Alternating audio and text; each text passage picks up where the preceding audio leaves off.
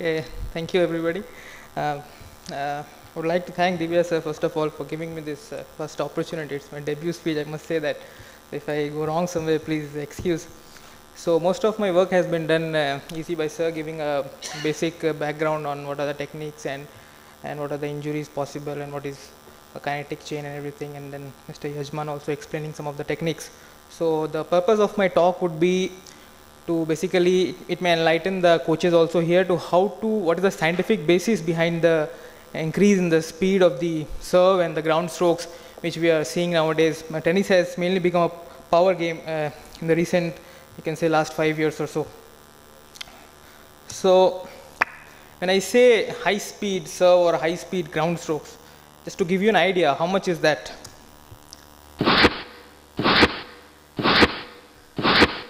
These are top 5 serve speeds recorded ever. Number 1 is the Ivo Karlovic.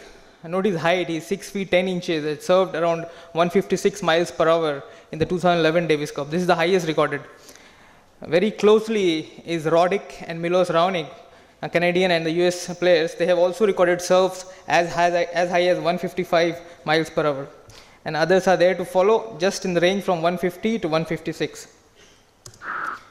Another study by the British Journal of Sports Medicine in 2006 reported that there has been a recent, in last like 2002 to 2005, you can see both in women's and men, there has been a recent increase in the speed of the serve that the players are now doing.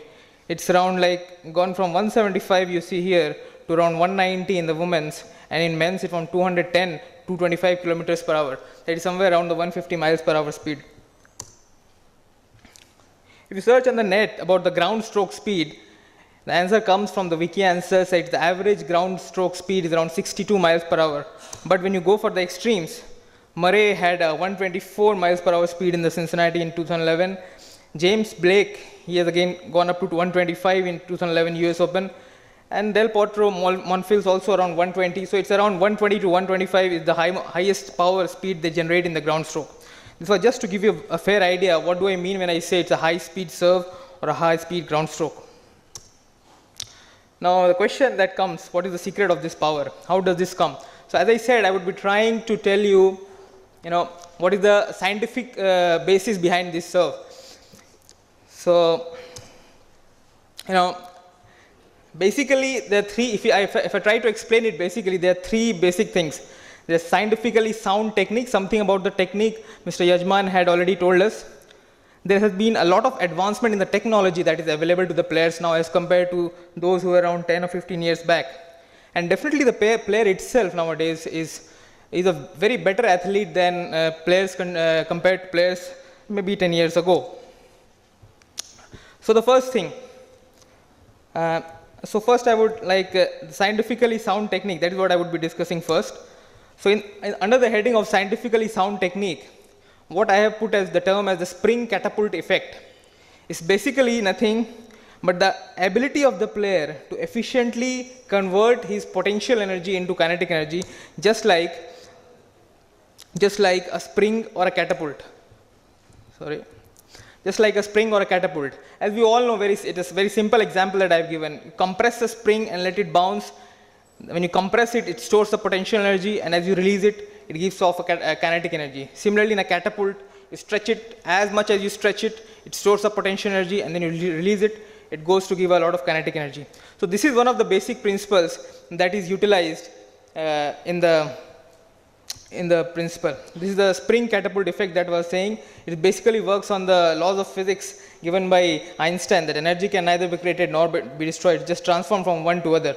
This is the effect that I was talking about. Second secret is their ability to amplify their energy at each segment of the body.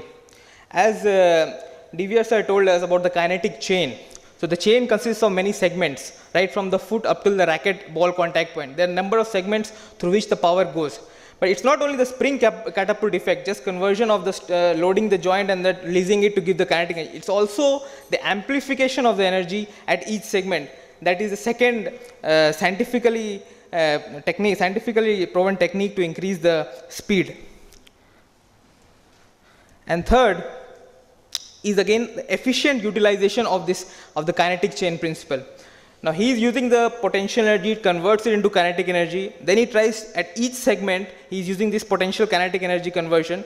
He is then trying to amplify that energy at each segment, and then comes the role of the kinetic chain, where he tries to use the kinetic chain in a proper way so that he can produce that much power. After all, he is also a human being like us. He is hitting or producing the speed like 150 miles. So this is the basic science that goes behind it. It's just not without this science. So I'll just go back to the last slide. Yeah. So this is the, now I'm trying to show this principle, the kinetic potential energy conversion in this video. You see this patient, this person, he is bending down and then coiling. As he bends down, you see the spring effect, head level coming down to the shoulders, and then he's hitting. So it's just like a spring. He's coiling, he's coming down on his knees and going up. Again, this stroke, potential to kinetic energy transfer. See the swing of the racket, high to low. When you go high, you store the energy. As you come down, whole of that potential energy comes into the kinetic energy. So two basic scientifically backing on how he's getting that power. High to low is the conversion of potential to kinetic. Bending, coiling like a spring, and then releasing it is again a method of conversion of the potential to kinetic. Now in this one, sorry, this iPad I'm not very familiar with. So, okay, fine. Yeah, now see this serve. Yeah, Roddick, I said 155 miles per hour. Look at the coiling in his pelvis. Coils 120, look at the coil in his, look at his internal rotation he gets and the elbow flexion he gets. As compared to others in his time, he is getting it much more than the others in his other of his colleagues. So that's why he can produce a much more speed in his serve as compared to others like Nadal or Federer, who are having a lesser degree of coiling of their body as compared to him. So this was the principle. The video is trying to explain you how, what I mean by coiling and storing the potential into you and then trying to release it. I've just fast forward the video so that I can try to finish it in time. Okay, so this was what I was saying, and then now we come to the evidence. Now this kinetic potential energy transfer is just what I said, but there should be some evidence behind what I said. This is an article from the net by Gary Edelman. He's a senior coach, and he tries to promote the Alexander technique, which is a technique of conditioning the body, mind, and coordinated movements of the body. In his article on the net, he writes very clearly, the spiral movement is the secret to assessing the enormous untrapped power in your strokes. Coiling and uncoiling of the pelvis and trunk like a spiral is the key to the power in strokes. That's what he says in his article. Let's look at a more authentic evidence.